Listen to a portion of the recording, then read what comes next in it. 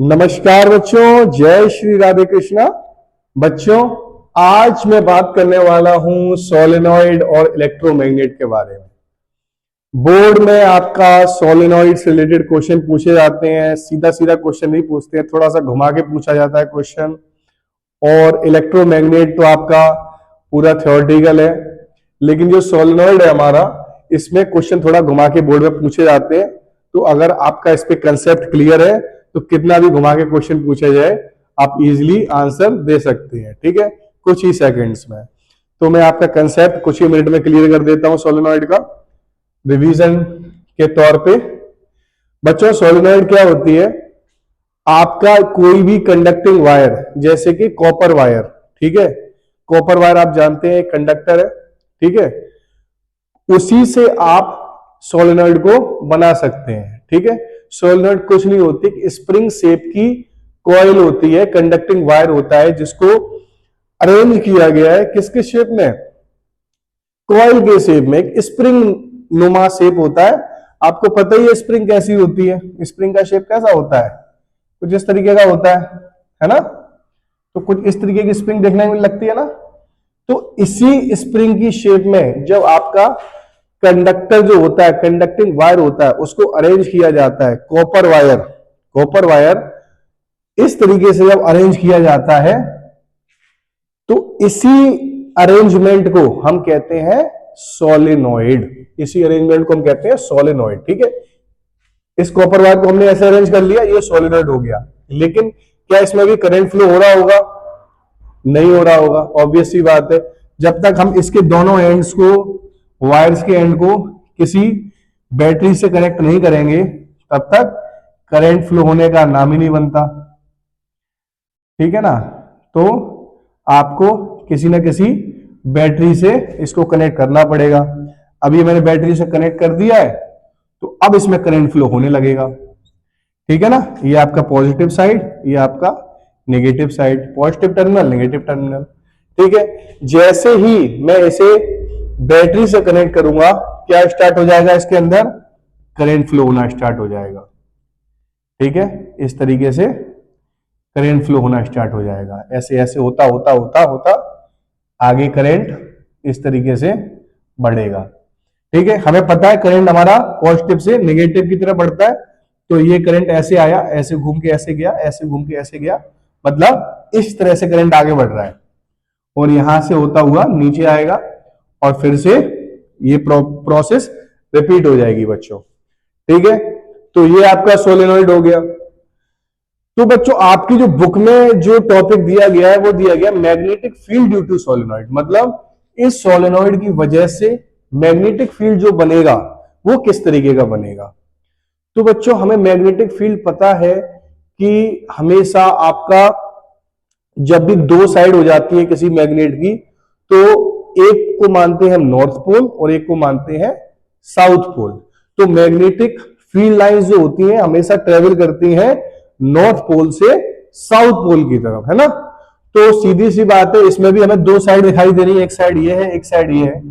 तो इसमें भी आपकी दो पोलैरिटी होनी चाहिए, ठीक है ना।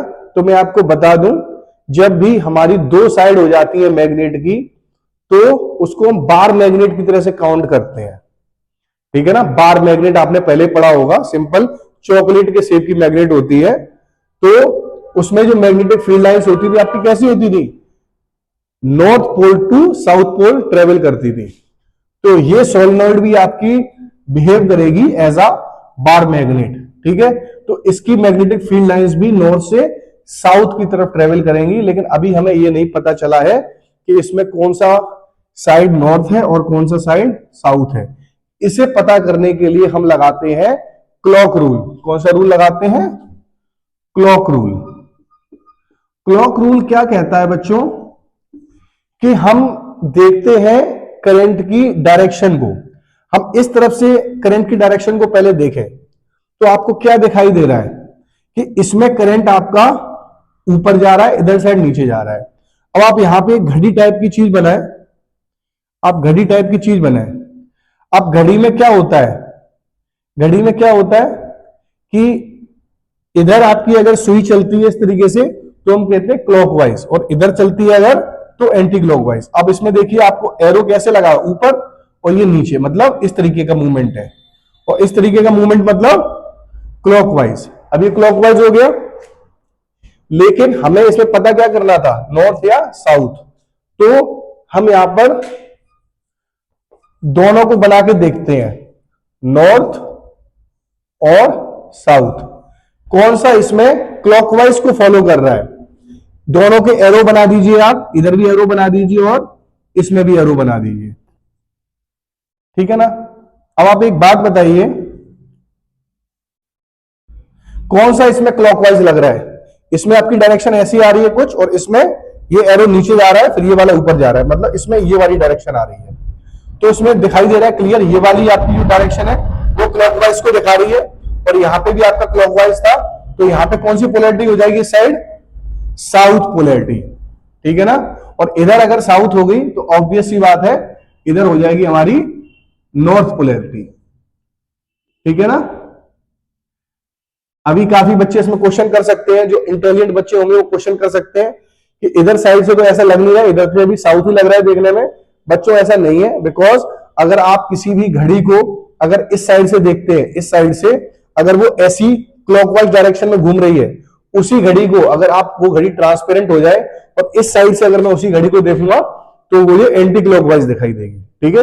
तो अगर इधर से क्लॉकवाइज हुआ है तो इधर से एंटी क्लॉकवाइज होगा ही होगा, ठीक है। अब हमें क्या पता चल चुका है दोस्तों कि इधर आपकी साउथ पोलैरिटी है और इधर नॉर्थ पोलैरिटी है, किसके अंदर, सोलेनॉइड के अंदर। तो अगर आपको यह पता चल चुका है तो ऑब्वियसली आपको मैग्नेटिक फील्ड लाइंस भी पता चल जाएंगी कि वो किधर से किधर फॉलो ट्रेवल करेंगी, नॉर्थ से साउथ की तरफ, और किस तरीके से करेंगी, जैसे कि बार मैग्नेट के केस में करती है, इस तरीके से, ठीक है, इस तरीके से, है ना। ऐसे करती थी ना बार मैग्नेट में, ऊपर से भी और नीचे से भी। और डायरेक्शन कैसे लिख सकते हैं उसकी, इस तरीके से, सॉरी ऐसे, ठीक है ना। और यही लाइन जब घूम के अंदर से आएंगी तो ये हो जाएंगी ऐसी, यही लाइन जब घूम के अंदर से आएंगी तो अंदर हो जाएंगी, मतलब आपकी सोलेनॉइड के बाहर ट्रेवल करेंगी नॉर्थ से साउथ, और सोलेनॉइड के अंदर ट्रेवल करेंगी साउथ टू नॉर्थ, क्योंकि यही मैग्नेटिक फील्ड लाइंस इसके अंदर से जा रही हैं। क्लियर इतनी बात। अब आपको यह पता चल चुका है कि जो सोलेनॉइड क्या होती है, उसकी अंदर करंट जब फ्लो करता है, और हमें पता है किसी भी कंडक्टर के अराउंड जब करंट फ्लो करता है तो उसके सराउंडिंग में एक मैग्नेटिक फील्ड बनता है, और उस मैग्नेटिक फील्ड की डायरेक्शन हमें पता करनी थी। तो हमने सबसे पहले करंट की डायरेक्शन के अकॉर्डिंग पोलैरिटी पता करी, और पोलैरिटी पता करने के बाद मैग्नेटिक फील्ड की डायरेक्शन पता करी। अब बच्चों ये बताओ, अगर मुझे इसकी पोलैरिटी चेंज करनी हो, इधर साउथ की जगह नॉर्थ करना हो, इधर नॉर्थ की जगह साउथ करना हो, तो हम क्या कर सकते हैं। ये क्वेश्चन बोर्ड में पूछा जाता है, ठीक है, बोर्ड के एग्जाम्स में घुमा फिरा के। तो सीधी सी बात है, हमने जो पोलैरिटी बनाई है वो करंट की डायरेक्शन के अकॉर्डिंग बनाई है ना।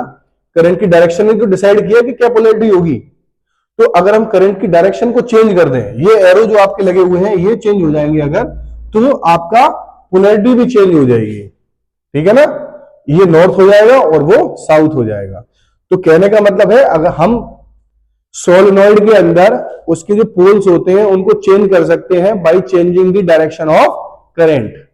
क्लियर है, समझ गए इतनी बात।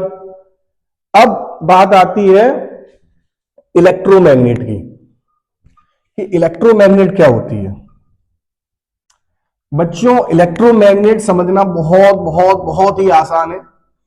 आप दो वर्ड में उसको तोड़ दीजिए, इलेक्ट्रो प्लस मैग्नेट, मतलब इलेक्ट्रिकल मैग्नेट, वो मैग्नेट जो इलेक्ट्रिसिटी से चल रही है, बिजली से चल रही है, ठीक है ना।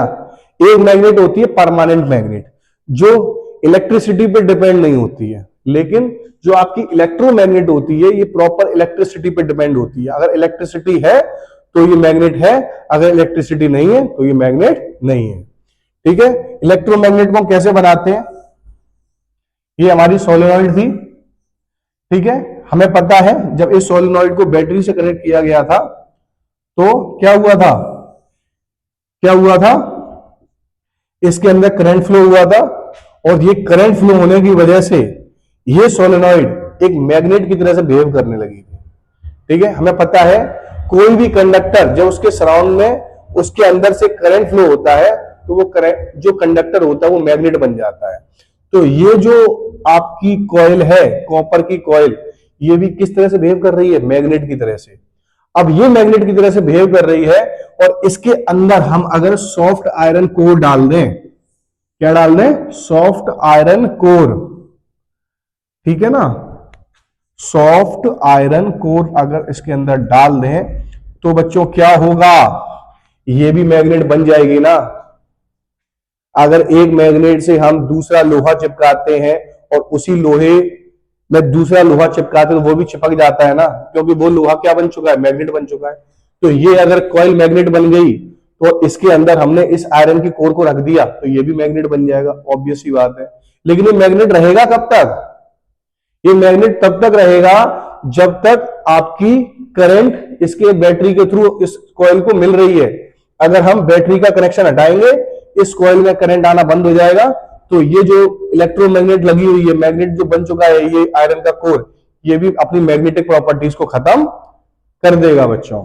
ठीक है, तो कहने का मतलब है जो इलेक्ट्रोमैग्नेट होती है वो होती है आपकी टेम्पररी मैग्नेट, मतलब वो पूरी तरह से इलेक्ट्रिसिटी पे डिपेंड है।